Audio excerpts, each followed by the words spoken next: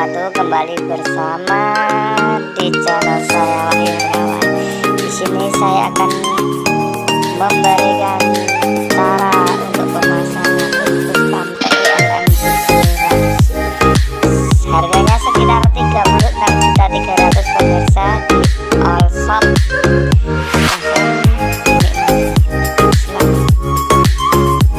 Dikaitkan. Selanjutnya selang infus siap dipasang, nggak harus tegang ya, jadi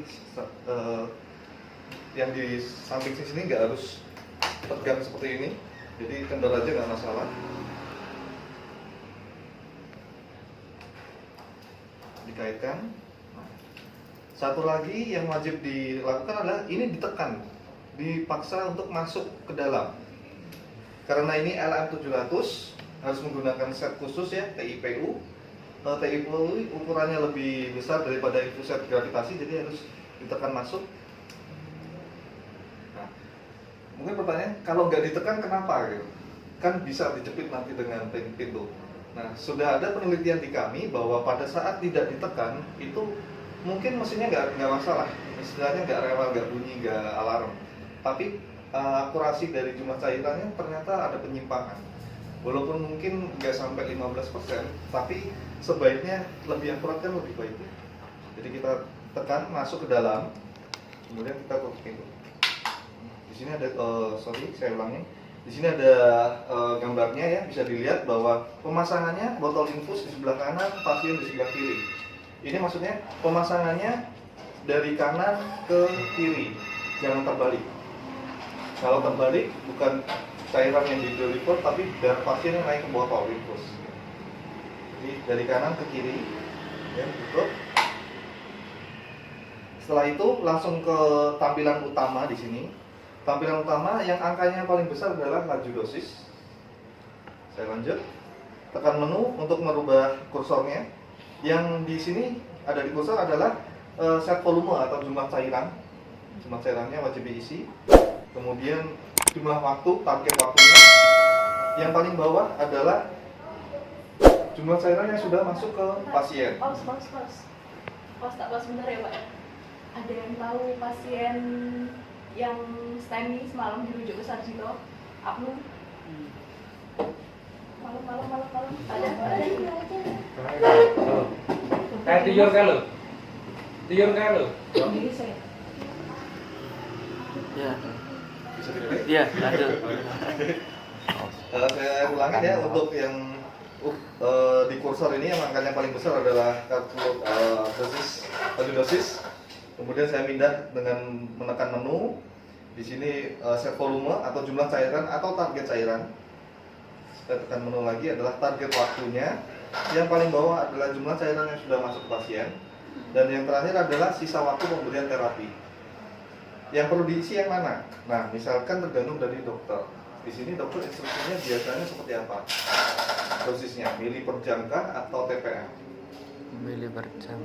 Mili per jam. Misalkan dokter instruksinya seperti apa? Boleh contoh?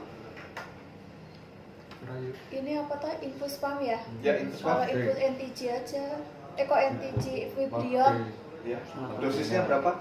Dosisnya 100. 100 mili per jam, gitu langsung ya. Oke. Saya isi di langsung laju dosisnya berarti ya, 100 mili per jam. Saya putar di sini. Untuk mempercepat bisa tekan stop sambil diputar. Oh, caranya gitu tuh. Ya.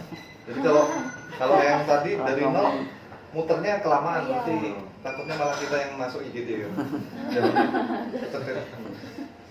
Jadi ditekan stop sambil diputar.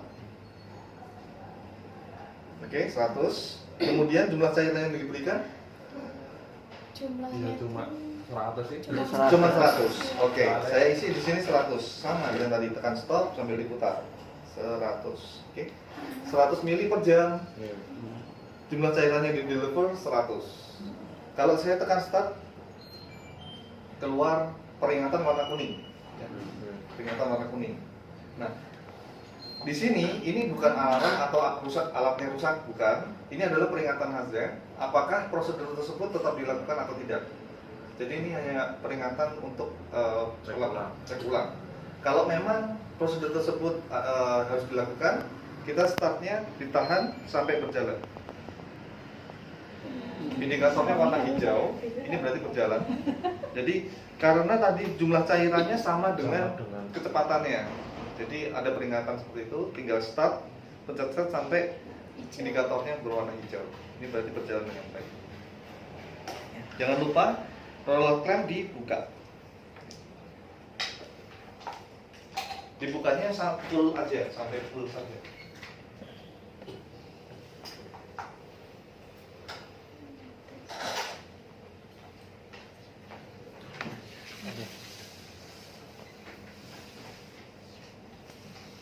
Oke. Sampai di sini paham? Baik. Selanjutnya, kalau misalkan bolus, ini saya stop dulu. Misalkan cairan maintenance buat pasien biasanya berapa? Misalnya ini 20 TPM. 20 TPM, baik, 20 TPM untuk pasien makro ya Pak, menggunakan set makro ya. Berarti kalau 20 TPM berapa mili per jam? Sesuai aku lihat. Oke. Tapi kan dilakukan tiap hari ya? Iya. Oke, jadi untuk TPM karena makro kan 20 tetes per menit ya. Jadi harus kita rubah ke jam dulu. Caranya 20 dibagi 60 supaya dia berubah ke jam. 1 jam 60 menit. Jadi 20 dibagi 60. Faktor tetesnya 20 dibagi 60. Jadi kalau sama-sama dibagi 20 berarti 1 per 3. Jadi faktor pengalinya adalah 3. Kalau misalkan 20 TPM makro, jadi cukup dikali 3. 20 kali 3, 60. Kalau misalnya TPM-nya 5 kali 3, 15. Oke. Jadi cukup dikali 3 aja, nggak usah dihitung pusing-pusing. Nah, gimana kalau mikro? Kalau mikro kan 60 tetes faktor tetesnya. 60 tetes per menit. Kalau dirubah ke jam berarti 60 dibagi 60. Hasilnya 1. Jadi faktor pengalinya 1. Untuk mikro cukup dikali 1. Misalkan 20 TPM mikro, jadi hasilnya 20 yang dimasukin ke kardidosis. Contoh kasus tadi maintenance-nya ada 20 dikali 3 berarti 60. Saya rubah di sini 60. Oke. Dokter instruksikan untuk memberikan bolus 5 cc misalnya. Di bolus 5 cc. Posisi mesin berjalan, tidak perlu saya stop. Kalau bolus manual boleh, tinggal stop, kita bolus manual ya. Tapi kalau bolusnya 5 cc kan lama, nanti keburu nempel jarinya. Nah, saran saya pada saat mesin berjalan seperti ini, pakailah bolus otomatis. Tekan menu 2 detik sampai keluar menunya, kemudian diputar, dipilih yang gambar bolus otomatis. Oke. Pilih bolus otomatis. Oke. Nah, di sini 5 cc misalkan.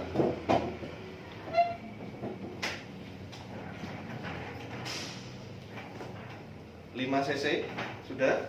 Kemudian langsung diisi waktunya atau langsung diisi flow rate-nya aja.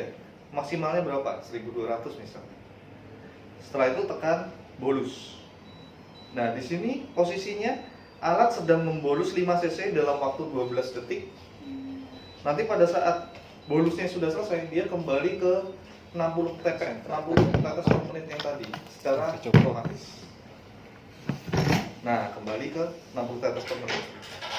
5 cc yang tadi diboluskan masuk ke pasien. Ditambahkan di sini. Baik. Ada pertanyaan mungkin sebelum saya lanjut lagi untuk yang series?